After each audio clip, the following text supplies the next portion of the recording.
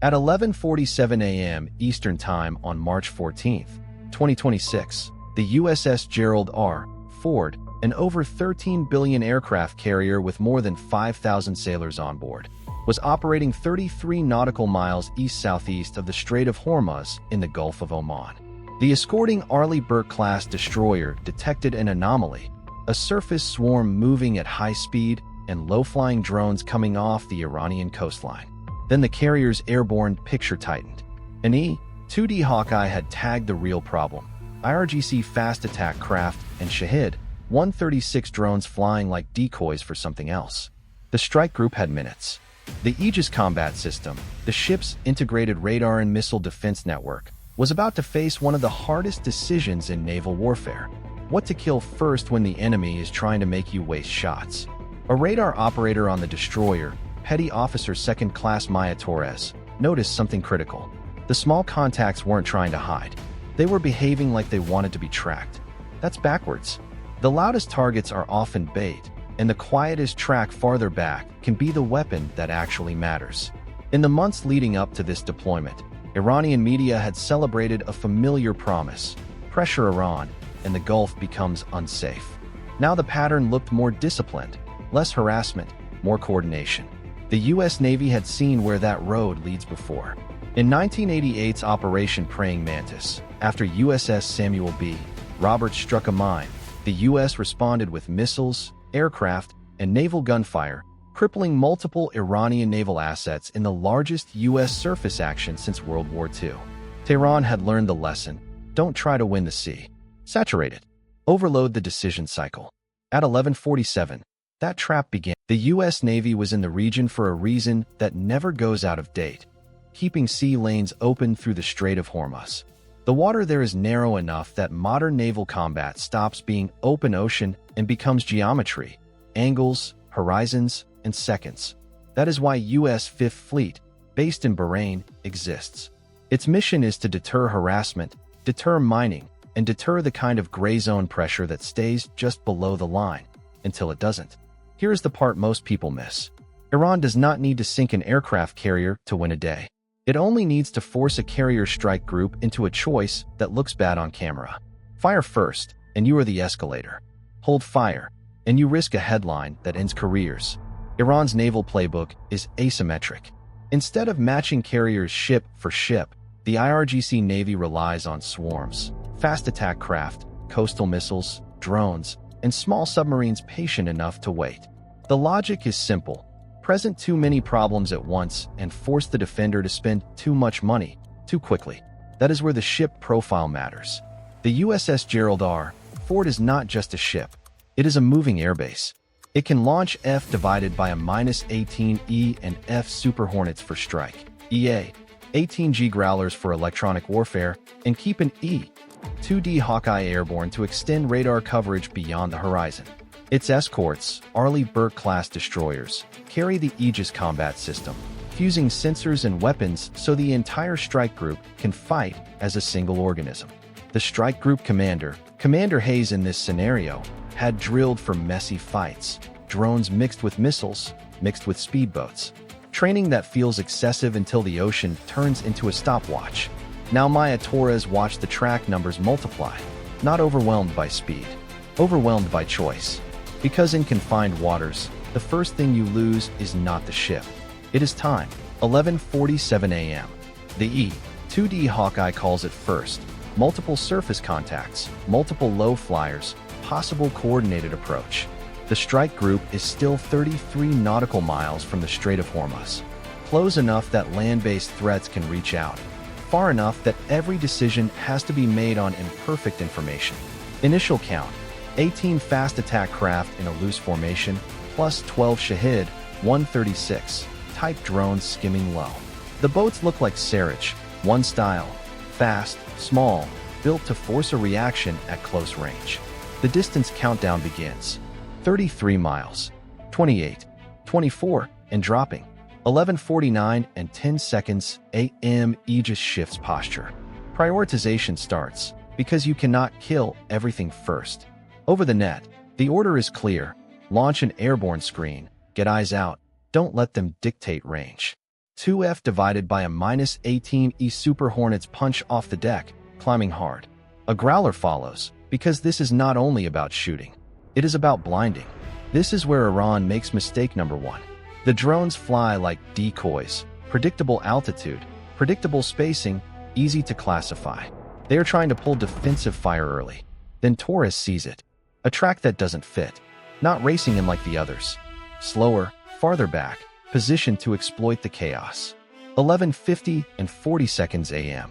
The Hawkeye crew confirms what everyone feared. The swarm is a screen. The real punch is likely coastal anti-ship missiles queuing off the confusion. Distance update, 18 nautical miles. That is about to become seconds, not miles. Commander Hayes now faces a three-way dilemma, the kind that decides who goes home. Commander Hayes had 3 options, and none of them were clean. Option 1 was to keep firing interceptors and run pure missile defense.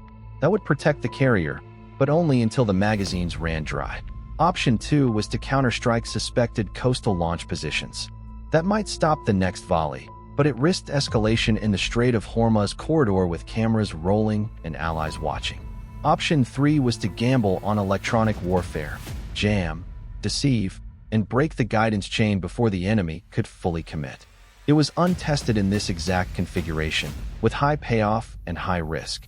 Hayes chose option 3. In confined waters, if Iran forced a simple shootout, the side with endless cheap targets would win the math. Hayes wanted to break the math. At 11:52 and 5 seconds AM, the EA-18G Growler went to work. Electronic attack meant jamming radars, disrupting communications, and injecting doubt into the enemy's targeting chain. At the same time, the destroyers and /SLQ-32 system began pumping countermeasures. The ship then deployed Nulka decoys, rocket-launched hovering lures designed to draw missiles away from the real ship. The drones kept coming, but their behavior changed. Some began to wobble, others lost altitude. A few drifted off course as if their instructions had vanished. Several fast boats broke formation, no longer synchronized. Their plan depended on precise timing and shared cues, and those cues were now corrupted. Distance update followed, 12 nautical miles, then 9. But Iran's biggest mistake was still minutes away. The saturation plan was not finished. It was trying to force one last decision: fire early at ghosts, or wait too long for something real. And for 12 seconds, the ocean became noise. Pure noise. 11:53 and 20 seconds AM. The tactical picture turned into chaos. Tracks split, merged, and reappeared. The Hawkeye called a possible launch cue. Standby. In the destroyer's combat information center, short calls snapped across the console. Hold fire. Confirm. Negative, new inbound track. Decoy cloud expanding. This was the nightmare. Fire too early, and you waste shots on decoys. Fire too late, and you're dead. Distance final, 7 nautical miles, 5-3. 11:54 AM plus 30 seconds. The first confirmed inbound threat broke through, a fast mover consistent with an anti-ship missile profile. The destroyer fired RIM 162 ESSM interceptors, the middle layer system designed to kill fast inbound missiles at closer ranges. Almost immediately, another layer engaged. Close-in weapons were ready. If anything leaked through, the Phalanx CIWS was the last-ditch radar-guided cannon built for the final seconds. The result was decisive. Multiple threats were defeated in the outer layers, and at least one was drawn off by decoys, splashing harmlessly. Drones were intercepted in sequence by fighters overhead and shipboard defenses. The fast boats, without the synchronized moment they needed, failed to force close engagement range. U.S. status: no mission-killing damage, no catastrophic hit. Exactly the outcome Iran could not afford. Post-action analysis revealed the real disaster for Tehran. Iran assumed the U.S. would respond with missiles first, a predictable and expensive reaction. Instead, Hayes attacked the guidance chain. When your plan relies on seeing clearly, being blinded is the same as being defeated. The battle lasted minutes, but the consequences would last years. Within hours, the Real fight moved into classified rooms. Because the Navy didn't just want to know what Iran launched. They wanted to know what Iran believed would happen. That's the difference between stopping one attack and preventing the next. For decades, The United States has treated escalation math in the Gulf as deadly serious, especially after events that proved a single misread can ripple for years. The historical backbone matters here. In Operation Praying Mantis in 1988, after the USS Samuel B. Roberts struck a mine, the U.S. responded with surface action groups and carrier aircraft, missiles, bombs, and naval gunfire, crippling Iranian naval assets in a major, day-long engagement. That history is why Tehran's failure in this scenario is so costly. Iran didn't just miss. It exposed a dependency, synchronized cues, centralized control, decoys that behaved too cleanly.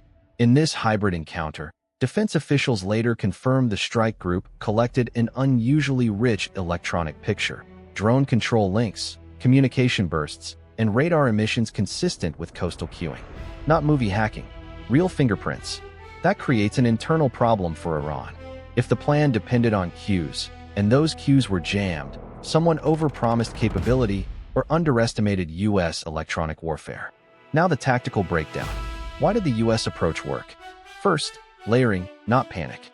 Fighters, jammers, decoys, and missiles were used in sequence, so expensive interceptors weren't wasted on every ghost.